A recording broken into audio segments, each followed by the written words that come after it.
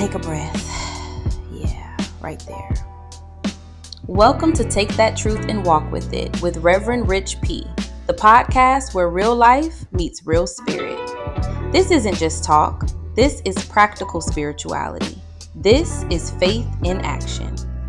We're diving into the moments you live every day, the wins, the struggles, the how did I even get here seasons, and pulling the truth out of them. Not the polished truth, the real truth, the kind you can actually use. So whether you're on your way to work, sitting in your car trying to get your mind right, or just looking for a word that hits different, you're in the right place. Because here's the deal, you already have what you need. We're just here to remind you. Let's get into it.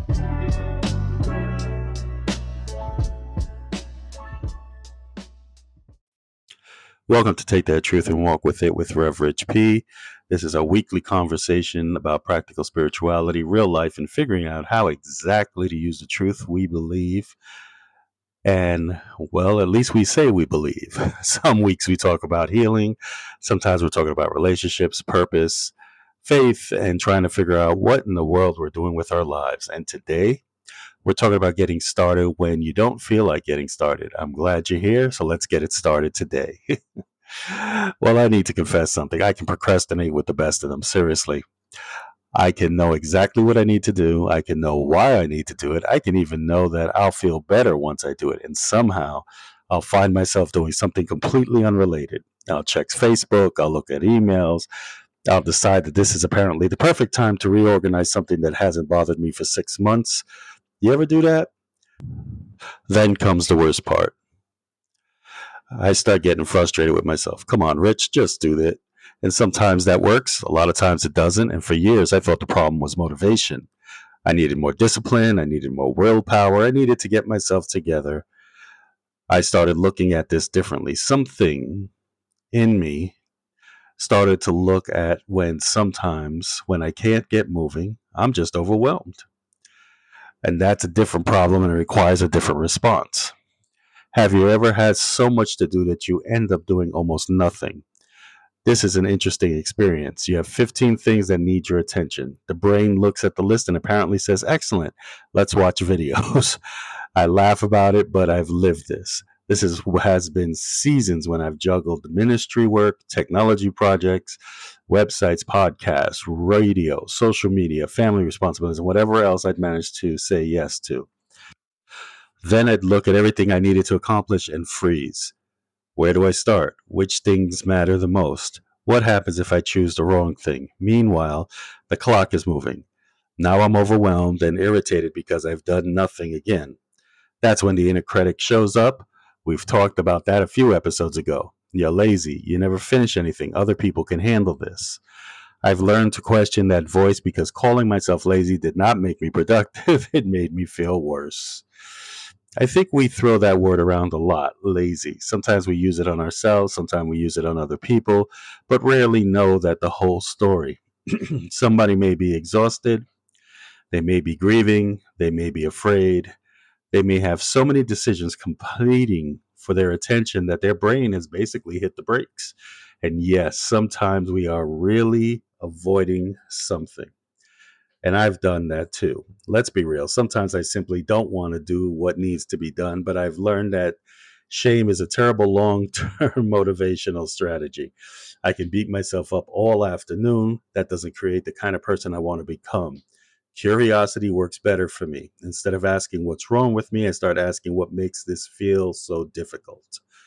And that question gives me something useful. So again, something else I've noticed, the thing I'm avoiding is often much larger in my imagination than it is in reality. I need to write something. My mind turns into this enormous project. Then one day I finally sit down. 45 minutes later, I'm thinking, that's what I was avoiding for a week. Please tell me I'm not the only person that does this. Our minds can take a task and attach an entire future to it. You aren't simply filling out an application anymore. Now you're thinking about whether you're going to get the job, whether you're like the job, what your life would look like 6 months from now, and what happens if everything goes wrong. Meanwhile, you haven't finished the application. I had to learn to bring myself back to the actual task. What is happening right now? There's an application in front of me, fill in the first box. That's enough. So now let's look at something practical. There's a line in Matthew that I appreciate more as I get older. Jesus said, "Do not worry about tomorrow, for tomorrow will worry about itself." That's Matthew 6:34. For years, I've heard primarily as a teaching about worry. Now I hear it as something else. Stay here, deal with today, handle what's in front of you. Tomorrow gets its turn, and that's practical spirituality because overwhelm loves tomorrow. Actually, overwhelm loves next month. It loves next year. It wants to know how everything's going to work out. Faith keeps bringing us back to this moment. What can I do here? What choice is available now? What's mine to handle today? And those questions tend to calm me down. So I started doing something with myself that sounds almost ridiculous. When I'm avoiding something, I make a deal. 5 minutes. That's it. I don't have to finish. I don't have to feel inspired. I don't have to suddenly become the most disciplined person on the planet. I give things 5 minutes. Open the document, put on the shoes, make the phone call, clear one part of my desk, read one page, do something that begins. Here's what happens usually, and it usually happens often. 5 minutes becomes 15. Then I'm moving. The hardest part was getting through the doorway. Sometimes 5 minutes really is all I have, and that's okay too. I still moved.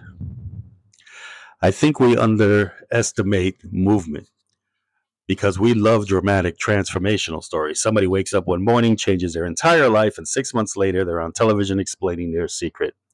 That's great, but most of my life hasn't worked that way. Mine has been less impressive. I made a decision, then I messed up. I tried again. Eventually, something became a habit. There has been breakthroughs, or absolutely, excuse me. There has been a whole lot of ordinary Tuesday afternoon growth. I think that's where most transformation happens. Nobody applauds when they drink water instead of soda. Nobody throws you a party because you finally made the appointment. There's no standing ovation because you spent 10 minutes praying instead of scrolling. Those little decisions matter. They're votes for the person you are becoming. And I want you to remember that little or ordinary moments matter. And if you haven't checked out, I did speak for 2 weeks at Unity of Fredericksburg, which talks about this exact subject. So check out, just do a search on YouTube for Unity of Fredericksburg, and you'll see the last two talks of mine. But it talks about how ordinary moments in life create the life you're looking for. So when I think about my own life, there are things I want to change right now. I'm still working on myself. I hope I always am. There are areas where I know exactly what I should be doing, and knowing hasn't magically made doing easy. That's humbling, especially when you guys are with the microphone talking about personal growth. But maybe that's why I can talk about it. I'm living it too. I understand what it feels like to know something intellectually and still struggle to put it into action. The gap between knowing and doing has fascinated me for years because information alone does not transform us. I've read plenty of books, attended plenty of classes, listened to many teachers. Eventually, those come a moment when I have to do something with what I know. That's where change begins. In Unity, we talk about the 12 powers. One of those powers is will. I used to think of will primarily as determination, push harder, force yourself, get it done. My understanding has changed. Will also involves choosing, direction, the ability to say, that's where I'm going. Then I can take a step in that direction. That's much more compassionate than standing behind myself with a spiritual whip. I do not need to bully myself into transformation. I can choose. And when I choose again tomorrow, the direction gets stronger. This is another one I've learned the hard way. Feelings don't always arrive before action. There's been things I didn't feel ready to do. I did them anyway. Then confidence came afterwards. That's important. Because if I'm waiting for motivation before I move, I might be waiting for a while. Sometimes movement creates motivation. You take that first step, the brain realizes, oh, we're actually doing this. Now there's momentum. I don't need to feel amazing about the whole journey. I need enough willingness for the next few minutes. We also have to talk about that little rectangle thing we carry around, because our phones are fantastic at making us feel busy while helping us avoid what matters. I know, I use mine too. You pick it up to check one message. 20 minutes later, you're watching a video about somebody renovating a cabin in Montana. How did we get here? The phone isn't evil, but I have to decide whether I'm using it intentionally. Sometimes the easiest way for me to start something is simply putting the phone somewhere else. Not beside me, not face down on the desk, somewhere else. Because apparently I cannot be trusted, and that's okay. Know yourself, work with yourself. And there's another layer of this. Sometimes overwhelm comes from believing everything depends on us. That's heavy. I've caught myself doing this. If I don't handle this, everything will fall apart. Really, Rich? Everything? That's usually fear talking. Prayer helps me remember that I'm participating in life with God. I'm responsible for my choices. I'm responsible for my effort. I'm responsible for how I show up. The entire universe has not been placed under my management. Ooh, thank God, because I've seen my desk and I don't need responsibility from the universe. The perspective helps me release some pleasure. If you've ever had a chance to read or watch the movies Atlas Shrugged by Anne Rind, there's a perfect example in there when Francisco is dealing with all the bureaucrats in a meeting or some type of get together, and they ask him, if the world was changing, what would you ask Atlas to do? And he told them, shrug. And he's talking about the statue of Atlas with the world on his shoulders. So knowing that we are responsible for ourselves makes things a lot different. So think about one thing you've been avoiding. Don't choose your entire life. One thing. Maybe it's an email. Maybe it's cleaning something. Maybe it's beginning a healthier routine. Maybe it's a difficult conversation. Maybe it's paperwork. Maybe it's something you've wanted to create. Now ask, what's the smallest useful action I can take? Make it almost embarrassingly small. Open a document, put a shoe by the door. When the person's phone number, write the person's phone number down, find the form, set a 5-minute timer, start there. Because overwhelm wants the whole mountain, progress just needs the next step. And as always, we think about Martin Luther King's saying when he says, I don't need to see the top of the stairs to know I need to take the next step. So I want to remind you that no matter how small it is, I want you to celebrate that step. And that's something I'm working on. I can accomplish 10 things and immediately focus on number 11. And that becomes exhausting. We need to acknowledge progress. If you've been stuck for a month and today you moved for 5 minutes, recognize that you moved. If you've been afraid to make that call and today you dialed the number, recognize that. If you've been avoiding something and finally opened the door and recognize that, you are building evidence that you can move, and that's what matters. So let's talk about the walk this week. Here's your walk for the week. Pick one thing that you've been putting off. Write it down. Underneath it, answer this question. What can I do for 5 minutes? Then do exactly that. 5 minutes. When that timer ends, you can stop. If you want to continue, continue. Tomorrow, give it another 5 minutes. Pay attention to what happens when you replace pressure with movement. You may discover that you had more motivation than you thought, and it was buried underneath that overwhelm. So if you've been calling yourself lazy lately, I want you to get curious before you accept that label. Ask what exactly is happening. Maybe you're exhausted. Maybe the task feels enormous. Maybe you're scared that you'll fail. Maybe you don't know where to begin. Find the real problem, then make the next step smaller. You don't need to change your entire life today. You change 5 minutes. 5 minutes can become movement. Movement can become momentum. And one day you may look back and realize that something significant started during a very ordinary 5 minutes. And that's the work. If this episode made you think of somebody who's been beating themselves up because they can't seem to get moving, send it to them. And if somebody is you, save this episode. Come back whenever the mountain starts looking bigger than the next step.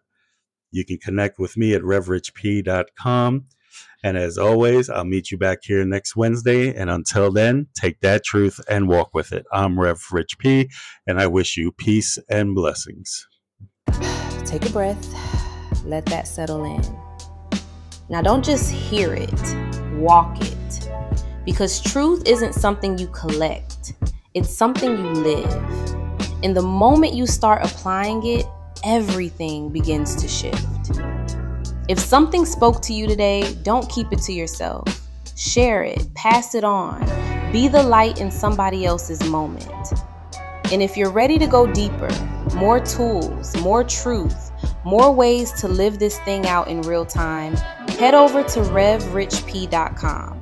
That's where we keep the conversation going. Until next time, stay grounded, stay intentional, and keep showing up as who you already are. Take that truth and walk with it. Peace and blessings.